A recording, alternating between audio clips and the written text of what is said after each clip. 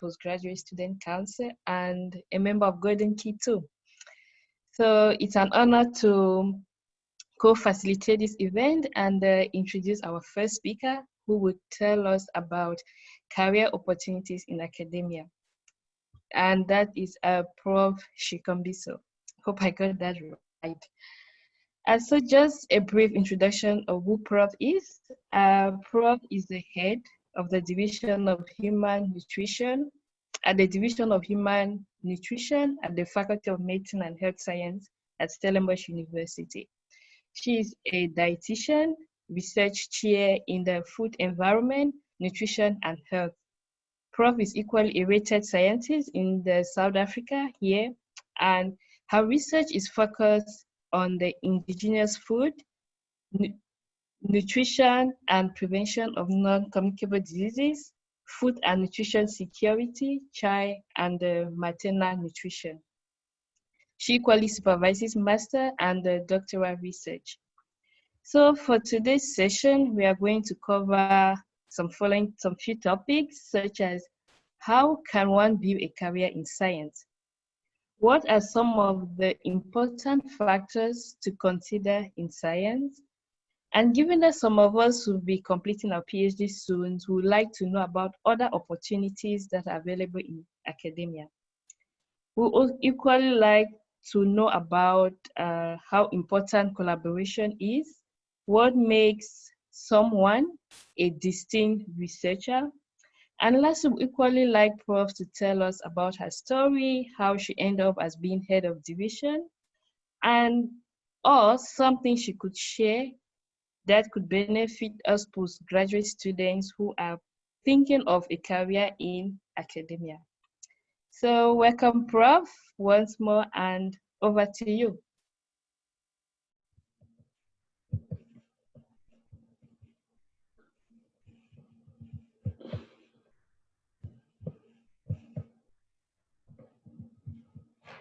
Thank you for the introduction. I'm trying to share my screen. Can you see my screen? The PowerPoint? Yes, we can. Okay. Thank you very much. It's not a very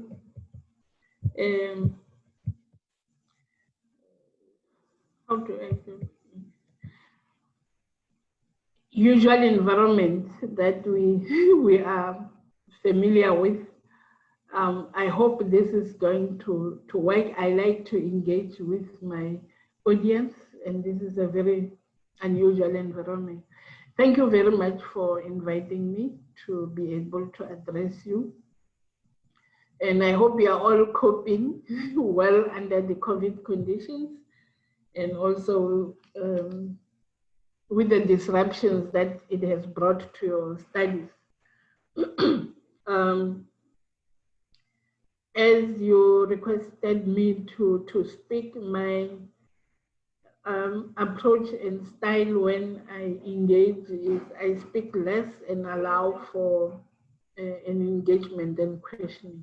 So I think I'm going to speak for about 15 minutes, if not less, and then we'll take specific questions around those topics that I'm covering from yourselves. I've already been introduced well, so I consider myself to be a scientist or a researcher. And I hope I'll be able to motivate you to be like me. As an academic, you can be everything. In academic, it's usually a teacher, a mentor, a scientist, and a researcher. How do we build careers in science? How does it start? Well, post-matric, you will have followed a university qualification, a right qualification in science. These days, in the past, it used to be that only the hard sciences were science, but we know now that science also covers a wider range, especially health sciences these days. We also incorporate humanities and social sciences. And this is because of the kind of challenges that we as a society we are dealing with. For example, you can't talk about health problems without also considering climate change issues. So based on the right qualification that you follow, then you must have a career plan very early in your life. I think most of you already are in postgraduate studies. So which means that you haven't taken up your postgraduate studies for keeping yourself busy, but you must have a plan. You must have developed a plan to say, this is how I want to progress. Because as I said, that as an academic, you can be a researcher, a scientist, or you can be a teacher as well in teaching and learning, or you can do all of them. It's important that you further your training so that you can attain the requisite competences. So most of you are already following a research master's or a doctorate, so you are in the right track.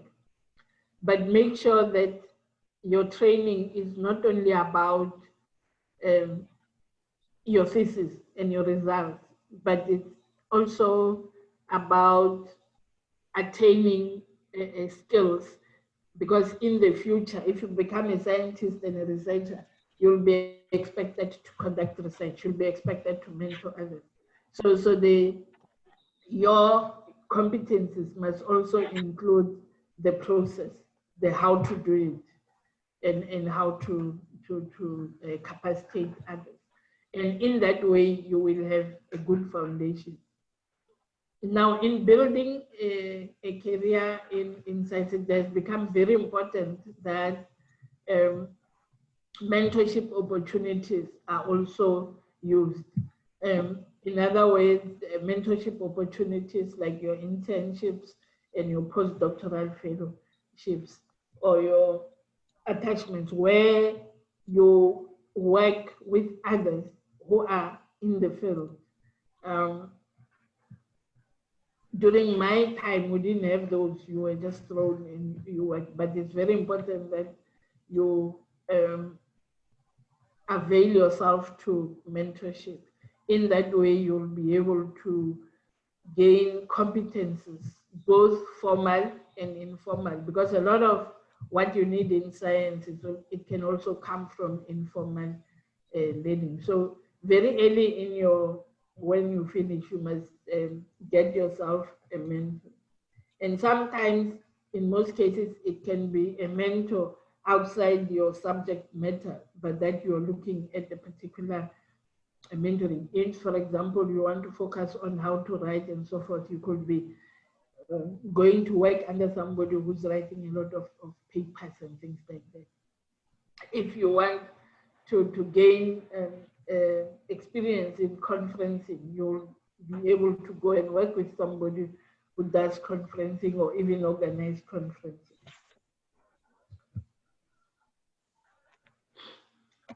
So what are I came up with 3, or you can say 4 important factors that we should consider. I did say that the field of study matters. As you build your career in academia, the field of study that you selected must be something that is of interest to you.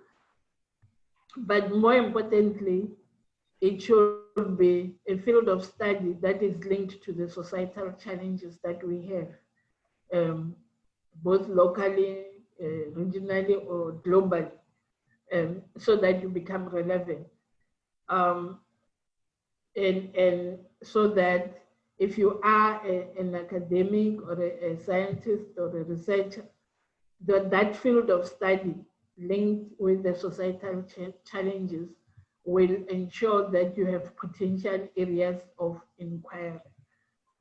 When you are an academic, or myself as a researcher, I often have to ensure that within my field, I continue to have potential areas of inquiry. And this is where we create research questions that then we do research, and also we are able to give a student topics that they can work on without doing what has been done in the past.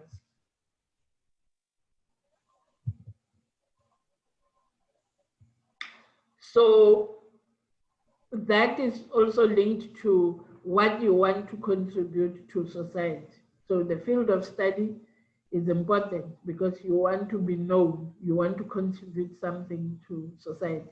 We have so many global health challenges. You may want to be known in the right field of study.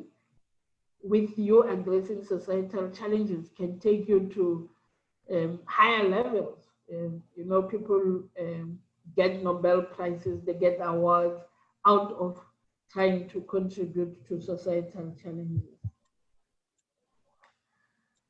So what are those opportunities that are there for you after getting your PhD? I don't know how many in the audience have PhDs, but those that have a master's, you can proceed to get your doctorate degree. After getting a PhD, there are many opportunities. But the most important thing after the PhD is to be able to communicate your findings. In doing so, you are already building on some of what is required for an academic. You will be writing and strengthening your writing skills. You will be conferencing and strengthening your communication skills in terms of sharing new knowledge that you have generated. And you will be, when traveling, be able to network and initiate collaborations. But more importantly, you will gain a broader view, the world view, in terms of whichever field of study you are in. So it's very important that immediately after that, and you can be able to do that when you take up postdoctoral fellowships. These also are opportunities for you to be mentored, but within that program, you will be able to do these things that I'm talking about, the publications of your own work, as well as a conferencing, if you haven't already done that during your PhD. Research fellowships are also available with some chairs and big research projects. The junior research fellows and so forth, they give you an opportunity to gain experience, but to be able to initiate your own research. And these are usually for early academics career who are developing their careers. Participation in big research projects, which are sometimes advertised, whether nationally or whatever, you can apply to participate in those research projects while you, as part of trying to build your academia. For academia, if you want to be both a researcher, scientist, and a teacher, working in research projects or with doctoral fellows will also create an opportunity for you to tutor and mentor, so that you can gain experience in teaching and learning, training others who are below you. Or you can also choose to, depending on the field of study, you can also choose to follow your professional line, in which you can incorporate some of the research skills that you would have learned. And the research or academic positions that are usually available are in higher education institutions or science councils, but also in the private setting. So you could get an entry-level position in National Research Institute. In the case of South Africa, you have the Medical Research Council. I think we have similar ones in other African countries. You have the Agricultural Research Council, you have the Human Science Research Council, the CSI app, which is the center, you have the geography, you have different ones, you have the water commissions and so forth, where they are usually looking for people who focus mainly on research. Now, if you want to do both science and full academia, you then at the higher education institutions. The private sector, I'll talk using my field in nutrition as an example. Within the private sector, the big companies that produce food, for example, your Unilever, your Nestle, they've got research departments, and they also hire researchers. Similarly, with I think biotechnology companies would have such positions where they are looking, those that do their own research in terms of their products, and other medical and pharmaceutical companies as well.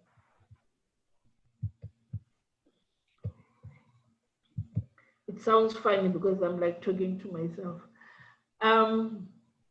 Then is collaboration important? I'm showing you a picture on the, not sure whether that is right. That is of me in 2008 visiting the Catholic University medical faculty in Beira in Mozambique. While I was still in another institution. So for collaboration purposes, and that collaboration was mainly on teaching and learning that was the medical faculty. Now, collaboration is very important. And you need to build it from the beginning. When you begin to attend, there are various platforms that I'm indicating there. And collaboration is a platform where you will share the knowledge that you are generating as a researcher, as a scientist, as an academic. So it's important, collaboration is important for one as an academic. It is also what is called a key performance area that we are measured against when we are being evaluated for performance, or when you want promotion. We want to know whether you are collaborating, and collaboration is important because you are generating knowledge, and your knowledge must be exchanged with your peers or with the public or with society. Now, there are different platforms that you can use. As when you finish or while you are still a PhD student, science visits are important. Visits to other institutions, locally and especially abroad. And this could be linked to the research that you are doing. I have, for example, here in the division, 2 PhD students. One is a staff member, so they're doing their PhD. The other one is a full-time student. Now, part of their analysis is going to be done in KU Leuven in Belgium.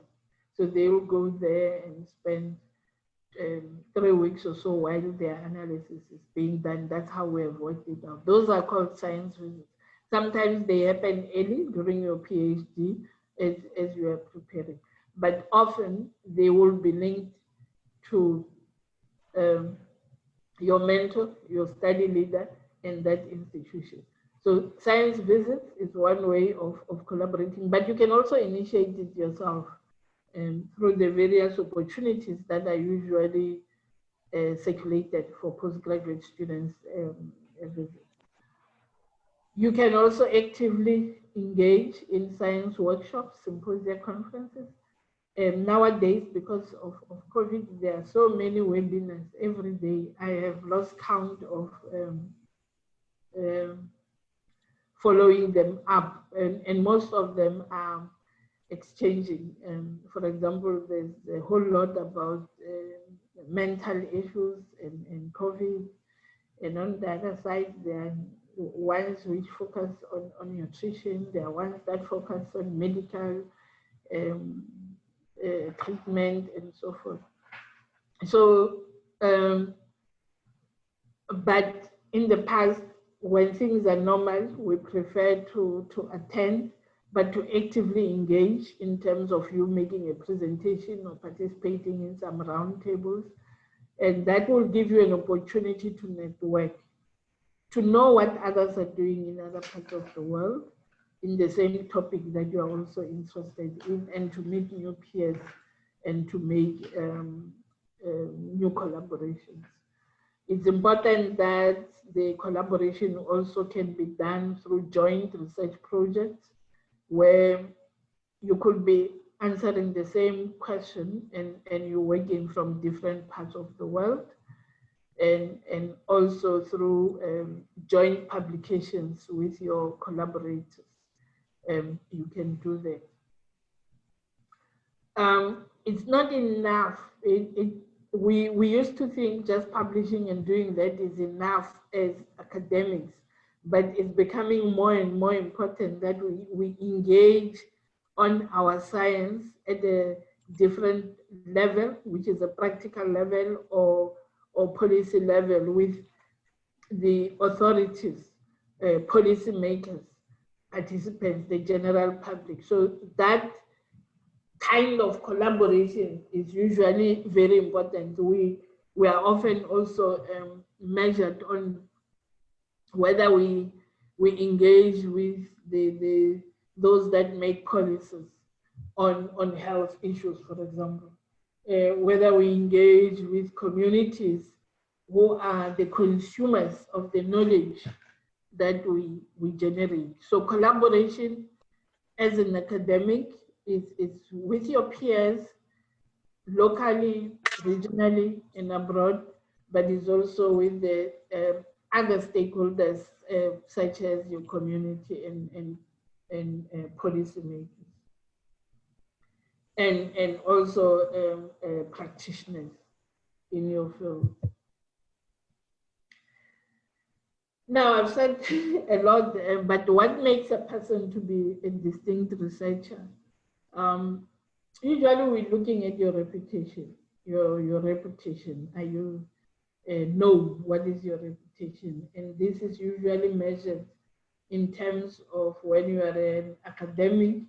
We look at your output. Your performance is measured in terms of the master's and doctoral graduates, not just those that you supervise, but those that actually successfully complete. In the past, it used to be just the numbers of those that are in the pipeline, but that is no longer looked at. Is how many you successfully take to the end, and even more importantly, how many of those that you even they progress to the collaboration and the publication and the sharing of their knowledge, the publications that you make with your students, but also yourself in reputable high impact journals or peer reviewed journals. I'm sure you also receive what we all receive, these invitations to publish here and there. You have to check if these are reputable journals or they are predators. You have to make sure that in the South African context, we have what we call a list of Department of Higher Education accredited journals. So there will be listed in your international accredited list.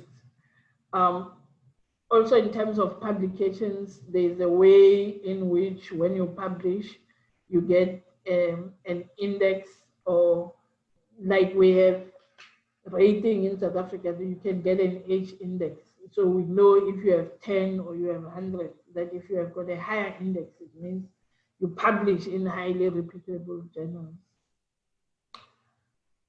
The next thing that you have to show off is your grant acquisition. Great reputable professors have lots and lots of money from grants, particularly from external organizations that give money for research. So if you're a researcher, you must have the ability to attract funding. You will find out, or you have already found out when you're applying for your funds for the PhD, that is not an easy route. So grant acquisition and the amount that you get is a very important measure of distinction. Collaborations, as I indicated before, and also serving as an advisor or in scientific bodies or advisory bodies, whether it's government or private sector or scientific societies. It's very important. It's taken as a very serious achievement, because we know that those bodies will only invite somebody who's reputable. So if one serves in those bodies, we know that you are reputable. And of course, your ability to travel and engage internationally is also something that will make you a distinct researcher. In some cases, international bodies will invite you as a speaker or a plenary, or to contribute in a round table that's considered highly reputable, as opposed to you just going there to present a paper. So there could be other things as well. And then I have 3 more slides, then I will be done, then we can leave. What is it that can be beneficial for you? I thought I must also talk about the challenges. It's not rosy out there. I don't want you to think that it is rosy. So you will come across challenges, and the big one, I have said grant acquisition is counted among those things that reputable professors or distinguished professors do, but getting funding, it's often a very big challenge. And often is this, when you get your feedback, we just got a feedback with a consortium of African universities we applied. So you get a feedback that says the volume of applicants, we had 300 and we are only giving 3. So getting funding is a challenge that you will come across, but do not despair, do not give up. You will get it. Just make sure that that funding tool, you attend what is required if there's a call, so that you make sure that you submit your funding request according to what the funders want.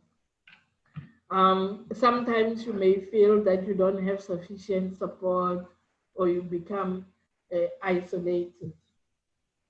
Academia work, our academic work does not end in the office.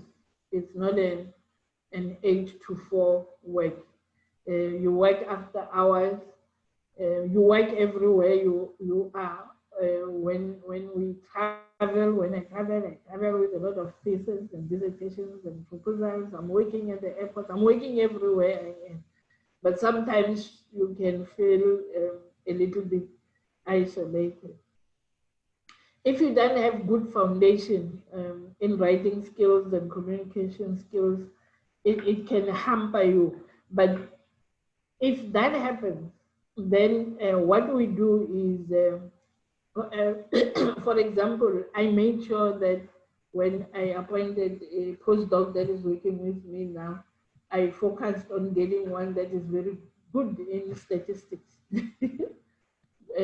Because I have a lot of statistical analysis for data that I require. So you can lack skills, but make sure that you are able to come around it through getting collaborators that can complement what you are dating.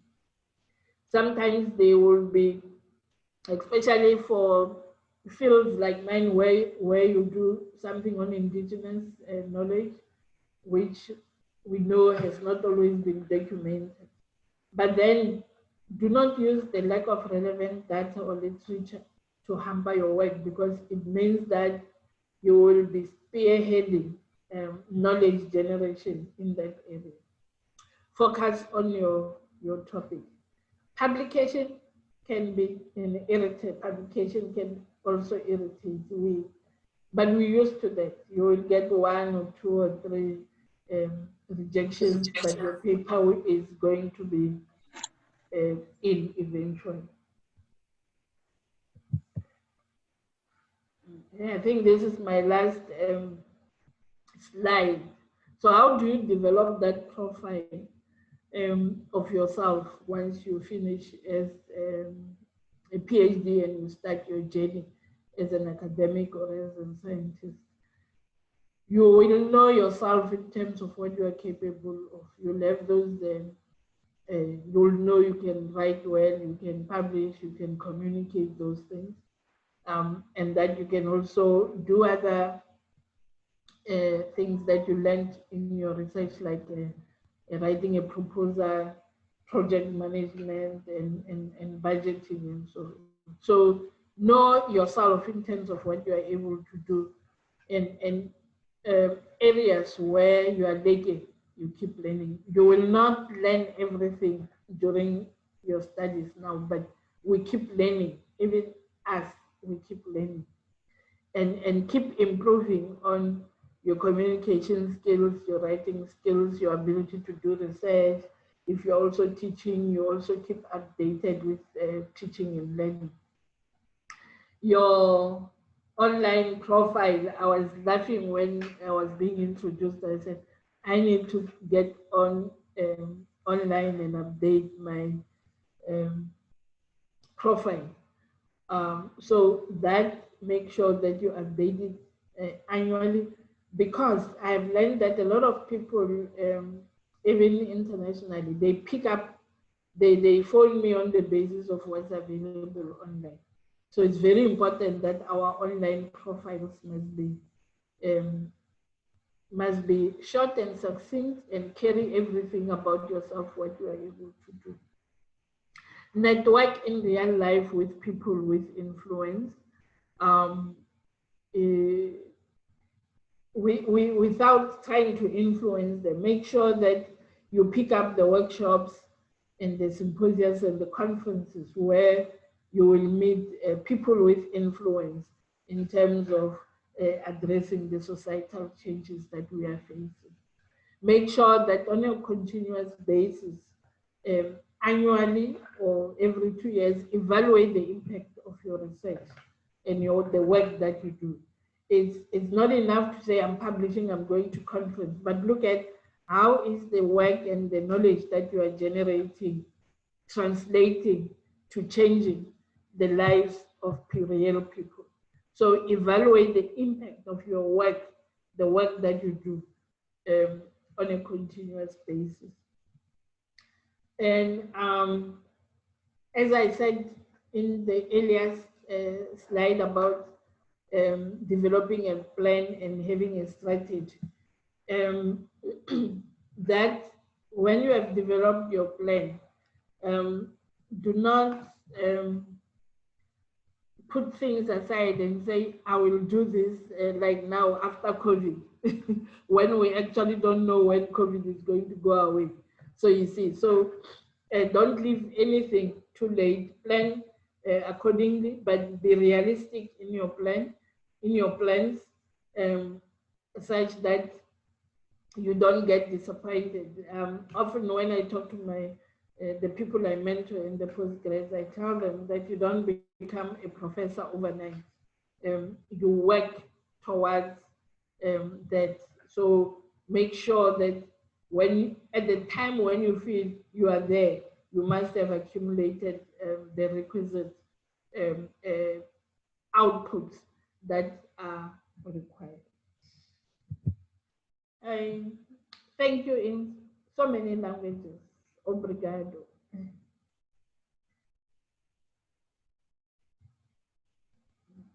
This is the end.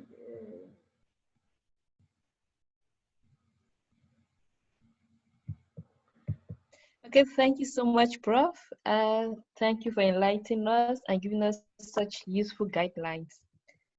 So without, I'll suggest if anyone has any question, they should please use the chat, and then probably Prof will be able to answer from there. So we'd like to pass on to our next speaker, Natasha. Good afternoon, everyone. I'm Ashley, the Vice President of Golden Geese Stellenbosch chapter. Fine. Okay.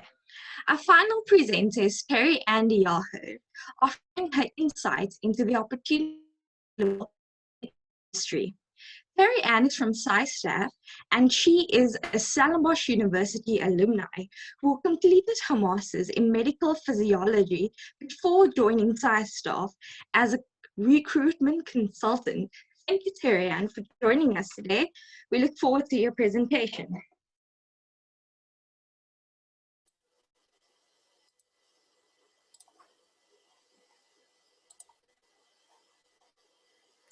Hi, good afternoon, everyone. Can everyone hear me? Yeah, we can hear you. Thanks, Terry Ann. Perfect. I'm going to share my screen with you guys now.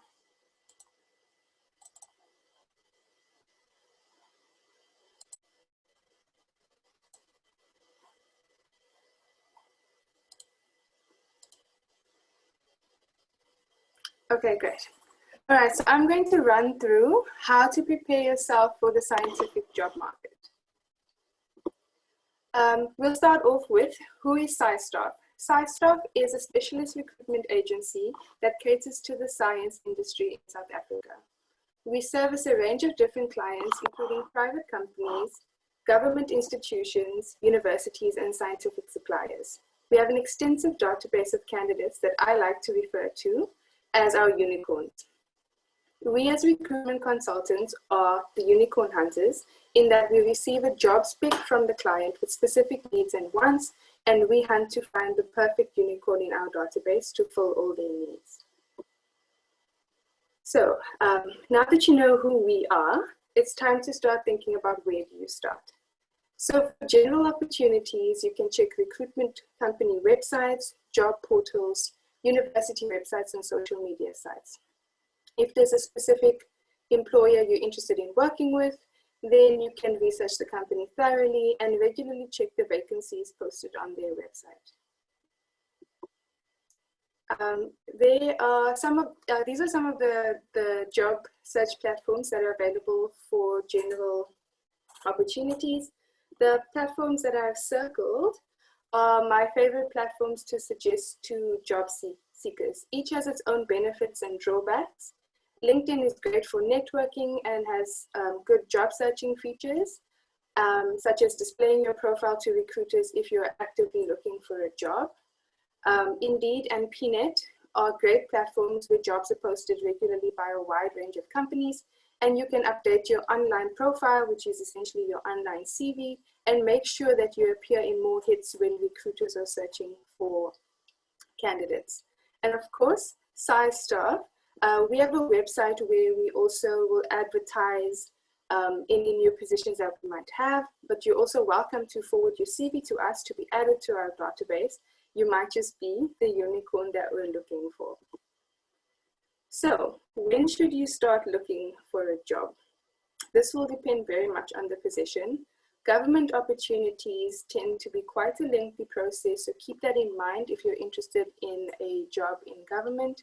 And then standard industry positions usually follow an as soon as possible recruitment process.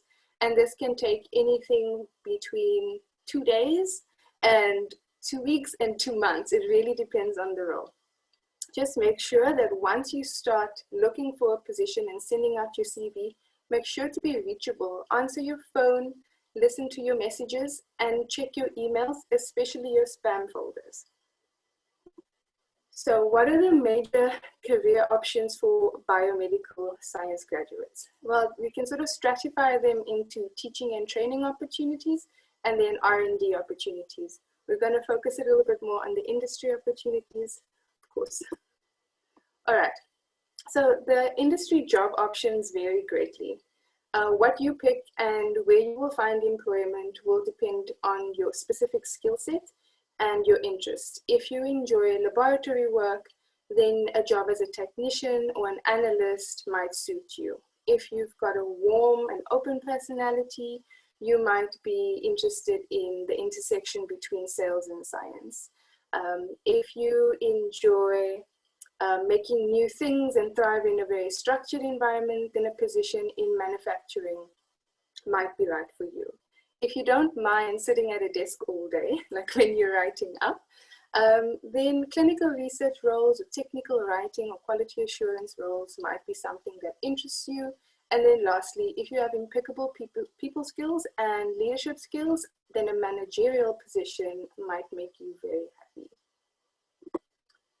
All right, when considering all the options in industry, the question, do I need a PhD, often comes up. I wish there were a better answer than it depends, but unfortunately, it does depend. It depends on the type of position that you're interested in, and it also depends on the client and what they're looking for at that specific point in time.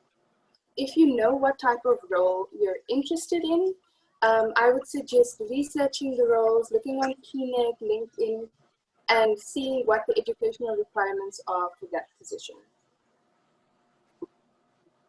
So preparing for the job market, a good place to start, if you can, is to get a part-time job.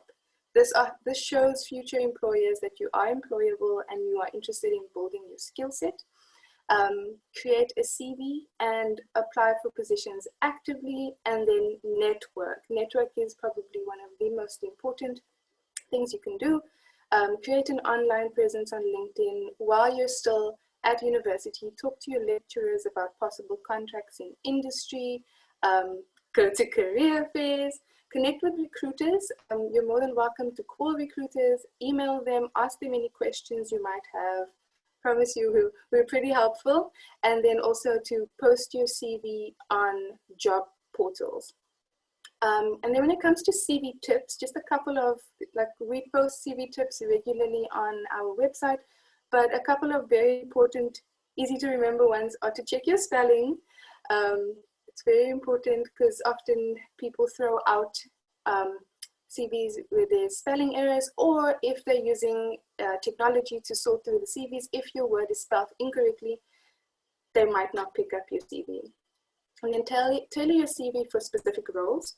Check out the key requirements in the job advertisement and try to add as many of the words in the key requirements or additional requirements depending on how you match that, and add those to your CV. This helps for if a recruiter is scanning through your CV and they can quickly have a look and see if you're suitable, or if they're using, once again, the search technology where they can track certain keywords and decide based on the algorithm whether you're suitable or not. And then don't buff up your CV. So tell the truth about your experience. There are some employers that are more than happy to hire people with no experience, and they find you teachable and trainable, and that's also important. So if you haven't done too much, that's also okay. And then as scientists, it's very important that we include any of the assays or instruments or techniques that we work with, and include the skill level and how long you've been working with that specific technique or instrument. All right, so when you're applying for a position, yeah, it's very good. It's a good idea to have a look at the job requirements critically. Critically look at it and decide whether you're a perfect fit for the role. You meet all of the key requirements and a couple of the additional requirements, then it's a good chance, you stand a good chance of getting the position. And then if you're taking a chance, if you don't have a couple of additional requirements, you're missing maybe 1 or 2 key requirements, but you feel like you could sell yourself with some other different skill that you could bring to the table, then you know, you're more than welcome, or I would encourage you to apply. But there's some jobs where you're just not at the skill level yet, and yeah, it's just, it can be dehumanizing to apply for positions and not hear anything back, but we also need to take it on our side and be really critical about whether you would be a good fit for the position or not. And then when applying for the actual position, just take note of what the employer wants from you. Do they want a cover letter? How long would they like the cover letter to be? How long do they want the CV link to be? Any specificities? Make sure that you're following the application process and assess your CV in the context of the job. All right, so some general career advice. Think long term, as Prof mentioned. Have an idea of where you want to go, how you want to serve the community, and then using that, you can, in your graduate experience, make sure that you have the necessary techniques and experience and skills to eventually take you there. It might take a while to get there, but you know, you've got to start somewhere. Be prepared to start at a junior level. Everybody starts somewhere, and it takes a while to climb the ranks. In my time at SciStop, I've seen a lot of CVs, and sometimes it doesn't take as long as you think, especially if you're confident and you're keen to learn and you market yourself well. I think yeah, you can really progress quite well in your career. And then when it comes to salary expectations, that's always a really, really big question that people have. They're not quite sure what to say.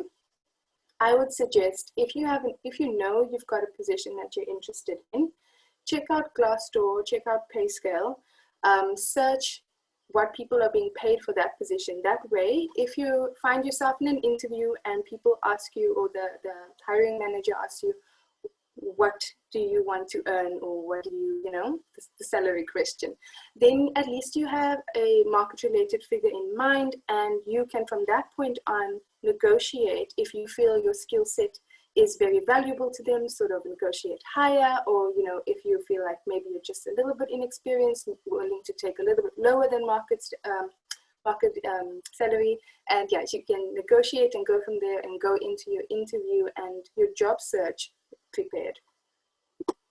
All right, so these are some of the positions available right now. Indeed, as you can see, there are a variety of positions that call for a variety of different education requirements and experience requirements.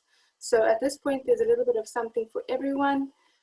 These are some of the positions on PNet right now. So if any of these positions catch your eye, they were all very recently posted within the last 5 days or so. So they should still all be open, and you can apply if you want. And yes, any questions? Job hunting can be dehumanizing and difficult, but if you have any questions, I'd be more than happy to help. Thank you.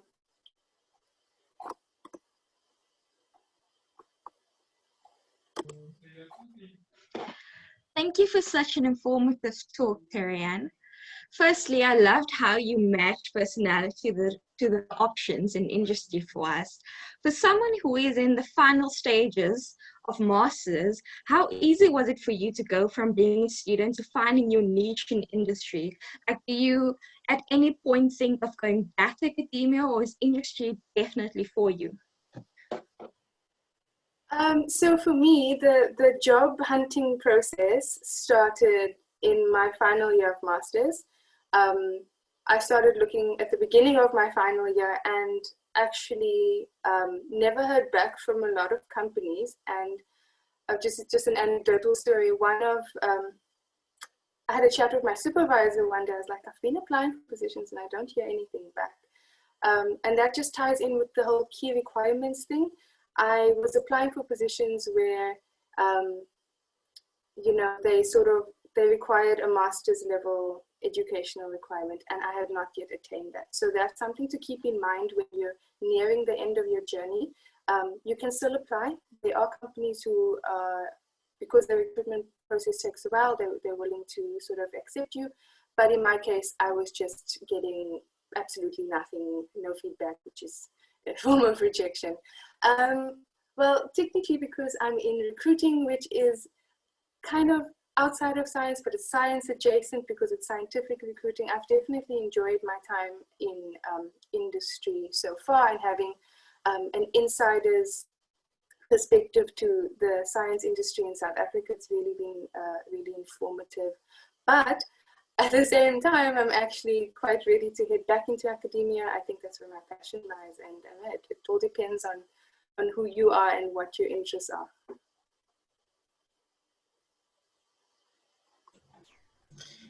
Terry-Ann, I have a quick question before we wrap it up. I was wondering, is it worthwhile, is it a waste of time applying for a job that you aren't technically qualified for?